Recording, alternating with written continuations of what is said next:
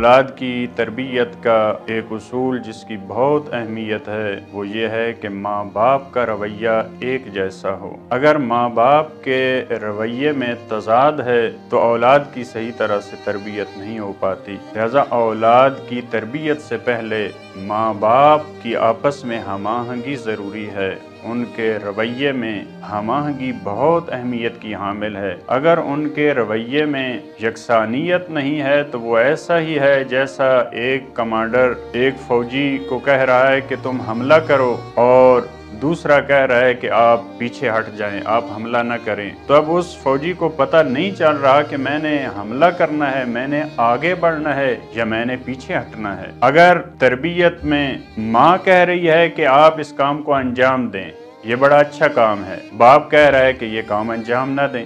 बेटा टीवी देखना चाह रहा है, माँ कह रही है बेटा आप टीवी देख रहे हैं, आप टीवी देख सकते हैं, लेकिन बाप कह रहा है आप टीवी नहीं देख सकते, आप जाके पढ़ें। एक आदत माँ की निगाह में वो अच्छी आदत है, लेकिन बाप कह रहा है कि ये बुरी आदत है। एक आदत, एक काम माँ बाप, जहाँ पे जॉइंट फैमिली सिस्टम है, माँ बाप एक आदत को कह रहे हैं कि ये अच्छी आदत नहीं है, लेकिन दादा कह रहे हैं कि ये तो बहुत अच्छा काम है। वो अपने पोते को अप्रिशिएट कर रहे हैं कि ये तो बहुत अच्छा काम है, वो हंस रहे हैं उसके काम पे। बच्चा एक काम करता है तो दादा उस पर खुश हो रहा है, लेकिन माँ बाप परेशान हो रहे हैं। अब ये बच्चा, उसमें ये इतनी सलाहियत नहीं कि वो खुद तशखीस दे पाए कि ये काम अच्छा है या बुरा है। एक उसको कह रहा है कि ये अच्छा काम है, एक कह रहा है बुरा काम है। लिहाजा इस बात का बहुत ख्याल रखना चाहिए कि जहाँ पे इकट्ठे अफराद रह रहे हैं, घर के अंदर माँ बाप हैं, बड़े बहन भाई हैं, दादा दादी हैं, नाना नानी, इस किस्म का जो बड़ा